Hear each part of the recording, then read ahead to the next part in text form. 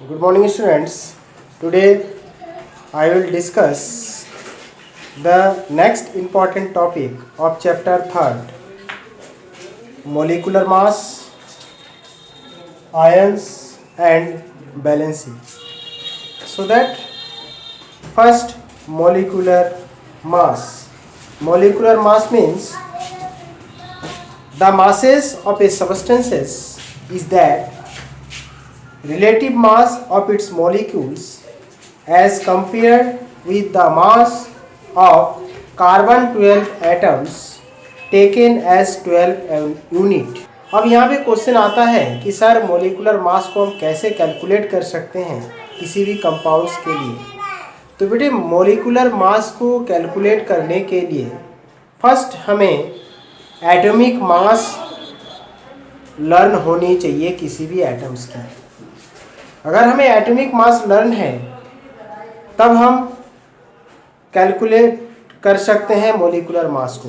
जैसे suppose example है, अगर हम बात करते हैं कि वाटर की मोलिकुलर मास क्या होगा, तो वाटर का formula we know that the formula of water is H2O and then we find the molecular mass of water. First we know that there are the two atoms, one is hydrogen and other is oxygen.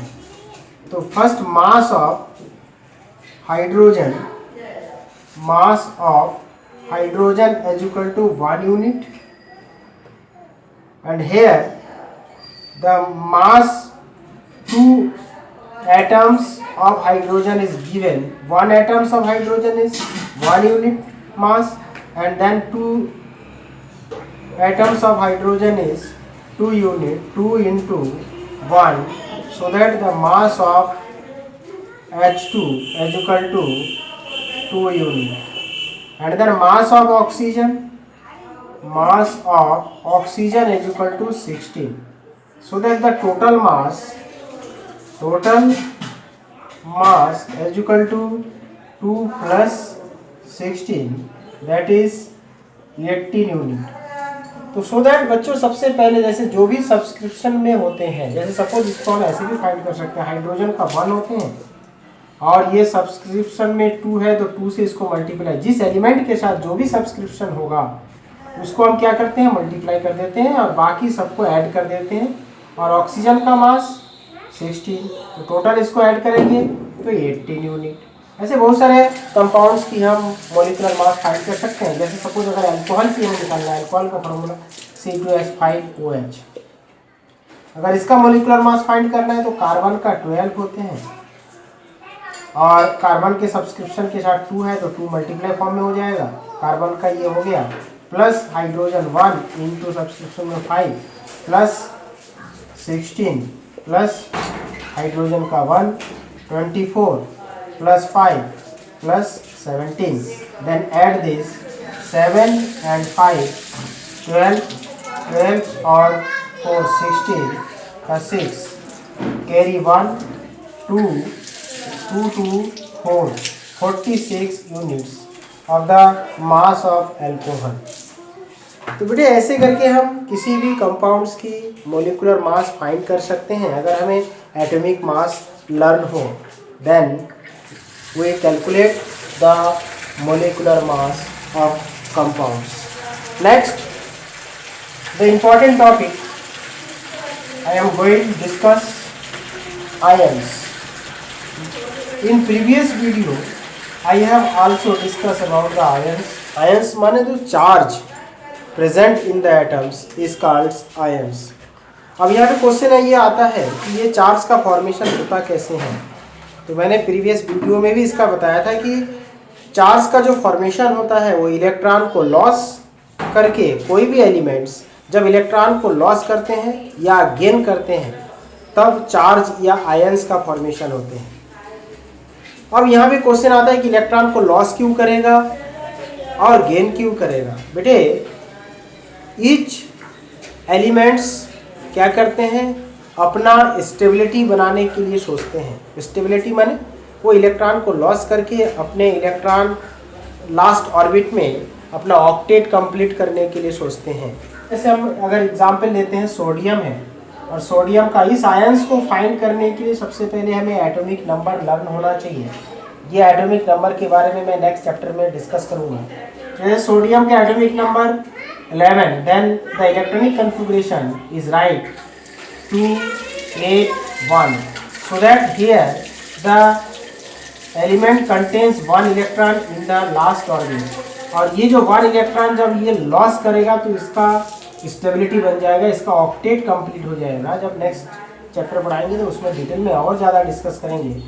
फिलहाल यहाँ पे आपको ये देखना है ions का। तो ये एलिमेंट जब भी इलेक्ट्रॉन को लॉस करेंगे then it is form positive charge by losing of electron. When the positive charge is form when the elements loss the electron from their outermost shells, then positive ions and positive charge is formed on the elements। Now like that the another example chlorine की अगर बात करते हैं, chlorine का 17 होते हैं and then electronic configuration is 2 8 and 7, so that 1 electron इसको चाहिएगा अपना ऑक्टेट कंप्लीट करने के लिए। 7 इलेक्ट्रॉन लॉस करने की कैपेसिटी इसके पास नहीं होते हैं, इसलिए 1 इलेक्ट्रॉन ये क्या करेगा, गेन करेगा। और 1 इलेक्ट्रॉन इजीली गेन करके ये अपना ऑक्टेट कंप्लीट कर देंगे। So chlorine gain 1 electron, then it form negative charge on chlorine chloride ions, और एक क्लोराइड आयंस बनाएगा। सोडियम आयंस पॉजिटिव चार्ज बनाता है और ये क्लोराइड आयंस। कहने का मतलब ये है जब भी कोई एलिमेंट्स इलेक्ट्रॉन को लॉस करता है तो पॉजिटिव चार्ज बनता है, और जब भी कोई एलिमेंट्स इलेक्ट्रॉन को गेन करते हैं तो नेगेटिव चार्ज बनते हैं। और then the ions is form positive charge और negative charge by the losing और the gain of the electron. इसी के अकॉर्डिंग टू आपने देखा कि आयंस 2 टाइप्स के हो गए, एक तो पॉजिटिव आयंस, दूसरा आपका नेगेटिव आयंस। तो जो पॉजिटिव आयंस का फॉर्मेशन हुआ वो इलेक्ट्रॉन को लॉस करके हुआ, और जो नेगेटिव आयंस का फॉर्मेशन हुआ वो इलेक्ट्रॉन को गेन करके आपका ये आयंस का फॉर्मेशन हुआ। नेक्स्ट इसके बाद जो और मोस्ट इम्पॉर्टेंट टॉपिक है वो है आपका वैलेंसी।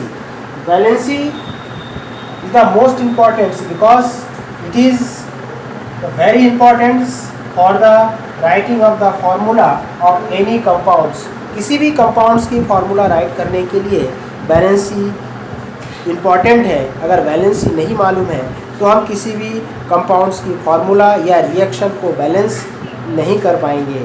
तो इसके बारे में अब डिस्कस करने जा रहा हूँ। तो बैलेंसी सबसे पहले डिस्कवर्ड किया था फ्रैंकलैंड ने।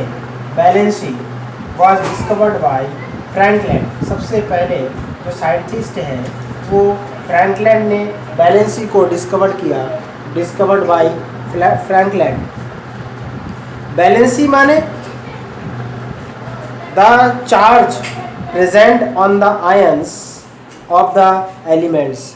किसी भी एलिमेंट्स में जो भी चार्ज प्रेजेंट होता है वो बैलेंसी होते हैं। जैसे सपोज मान लीजिए सोडियम है, इस पर 1 का पॉजिटिव चार्ज है तो इसका बैलेंसी प्लस का 1 हो जाएगा। तो किसी भी एलिमेंट्स में जितना भी चार्ज होगा, चाहे वह पॉजिटिव चार्ज हो चाहे वह नेगेटिव चार्ज हो, जितने भी चार्ज प्रेजेंट होगा वही उसकी बैलेंसी होती है। दूसरी बात, जो भी इलेक्ट्रॉन्स या चार्ज प्रेजेंट होते हैं किसी भी एलिमेंट्स पर, वो भी आपका लास्ट ऑर्बिट में जो भी आपका इलेक्ट्रॉन प्रेजेंट होते हैं एलिमेंट्स के, वो भी आपका बैलेंसी होते हैं। लेकिन इसमें एक्सेप्शन भी है बेटा।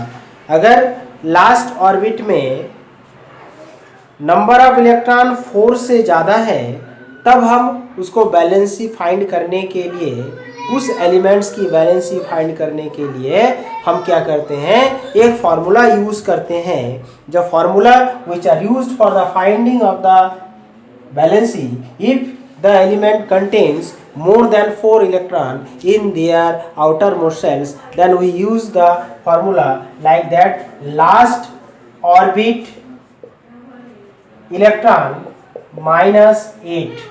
फॉर एग्जाम्पल अगर हम एग्जाम्पल की बात करें, जैसे सपोज एग्जाम्पल अगर बात करते हैं ऑक्सीजन है, atomic number of oxygen is 8।